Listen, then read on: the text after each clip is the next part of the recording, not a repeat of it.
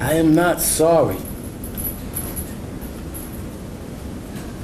for something I didn't do, and I am not sorry for the things I did do.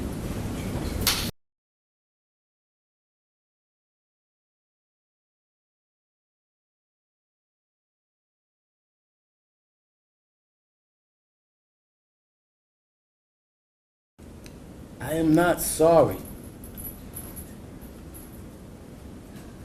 for something I didn't do, and I am not sorry for the things I did do. Mr. O'Neill, All right. listen, stop, stop, All right. listen to me. I'm not You're not gonna raise your voice again. I'm You're not going to gonna raise my your voice again. I'm not. I will have you removed from this courtroom. I can sentence you without you being present. Yes, ma'am. You don't conduct I yourself. understand, Your Honor. Thank you.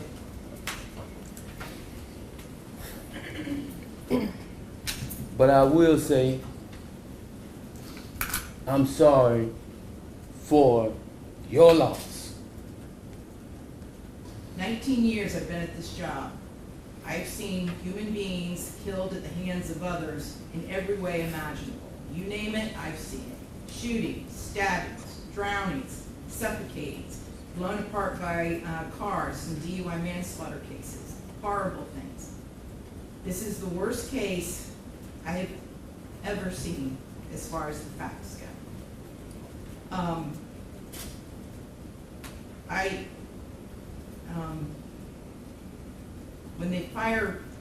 When the person from fire department, when he testified, and when he said that he retrieved the body of Ronidya O'Neill from the home, and all he could do was sob. It took every ounce I had not to start sobbing too. Because there is no way any person with any feeling could have witnessed or seen the photos of what occurred that night and not be haunted for the rest of your life. I know I will be. For the rest of my life, I'll be haunted by what I saw as far as the evidence and just the abject cruelty of it all. The abject cruelty. And I was aware, because I reviewed a lot of the discovery ahead of time, as you well know, did a lot of in-camera inspection of a lot of documents. And I was aware there was some evidence, at least, that when you needed to recover from your gunshot wound, that neither your parents nor your Aisha, Miss Robinson, would let you come recover at their home. I don't know if it's true or not. I'm not going to get into a dispute. I'm just mentioning there was some evidence referencing that in the records. In the Circuit Court of the State, case file number CC O'Neill 01.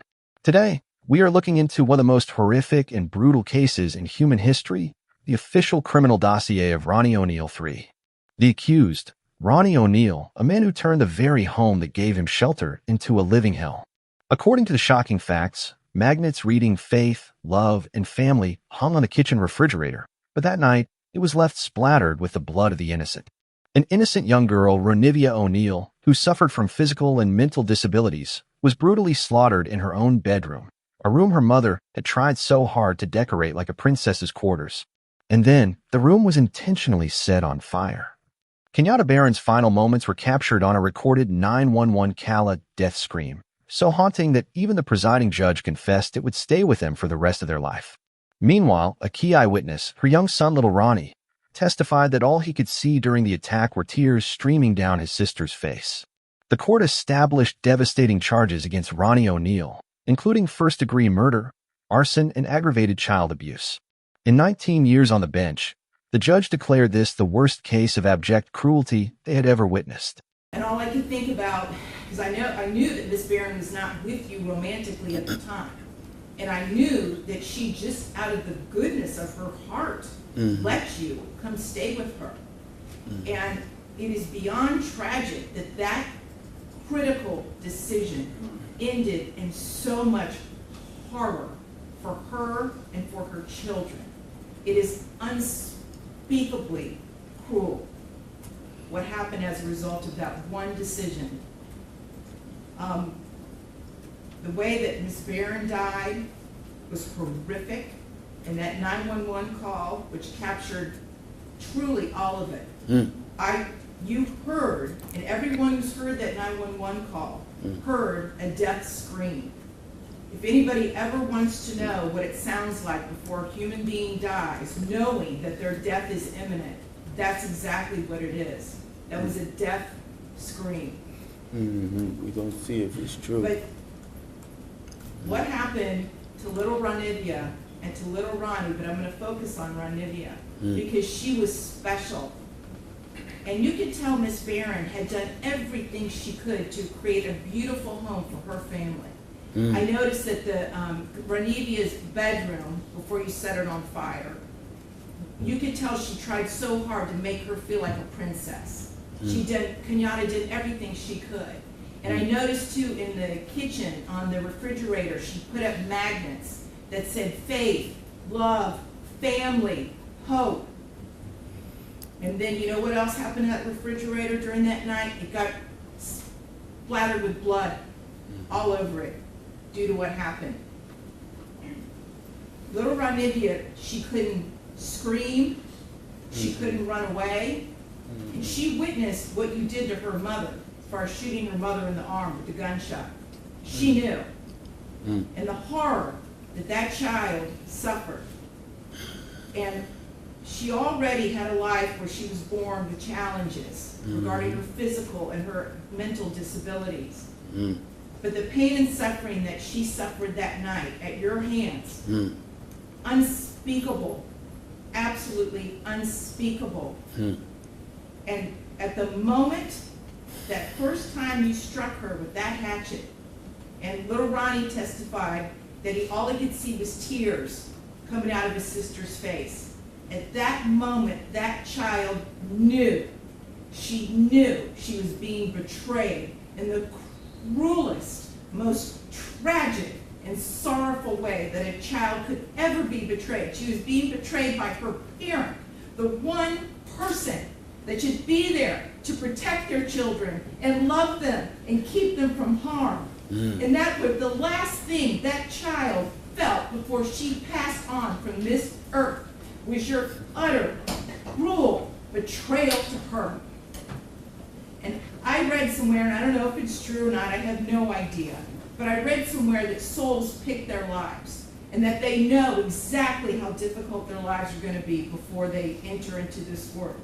And I don't know if that's true or not, but if it is, Ronidya O'Neal is one of the bravest souls I have ever come across in my 54 years on this planet. One of the bravest ever, ever, because she suffered so traumatically. What makes this case so unforgettable isn't just the brutality of the crimes, it's the emotional weight carried by every single person in that courtroom. The judge made it painfully clear that after nearly 2 decades on the bench, this was the worst case she had ever witnessed.